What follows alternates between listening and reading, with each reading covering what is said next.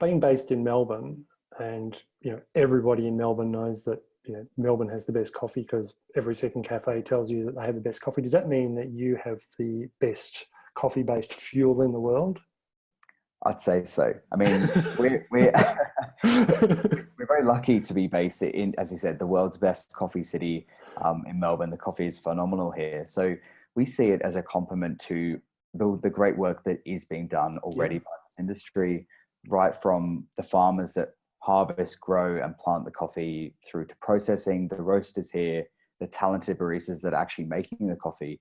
We see this as the natural last step that's, I think, is missing from this, which is collecting the waste and getting it out of landfill.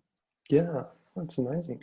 And so obviously, it's a long process in but putting the business together, and there's so many, I guess, moving parts and people involved.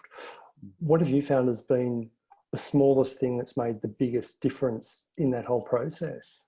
Hmm. That's a great question. I think the smallest thing that's made the biggest difference would be, it's just the principle of sticking with it, of having that gritty determination, of not giving up, basically. That is the simplest, smallest thing you can do that will take you through every hour, every day, every week, every month, every year, to get to your goal. And I think along the way, there's a lot of roller coaster of emotions, and there Yeah, are things that don't work, and people say no, and just having that determination to power through that is the simplest thing and the best piece of advice you can take to actually deliver on this. Because you're right, there's a lot of moving parts, there's a lot of different players and stakeholders, and trying to organize everyone together is pretty hard. yeah, But yeah, we're not over yet. We're still quite in the early days of our venture, but we're excited for the future as well. for sure. And I guess outside of your field, who do you look to for inspiration, or who do you draw upon, or what ventures will really give you that spur? Hmm. Great.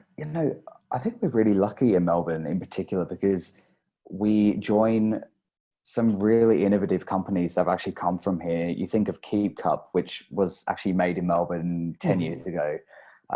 You think of Who Gives a Crap, which is the toilet paper, like, Yep. social impact company, which was again from Melbourne. You think of Thank You, which is from Melbourne. So we join these amazing brands and products that do good. I don't know what it is about Melbourne that has this great history of companies, but we definitely want to join them and definitely Mm, inspired by them as well. yeah. Well, I guess maybe there's something in the water. So Maybe maybe some that's why the coffee. coffee's good. Yeah.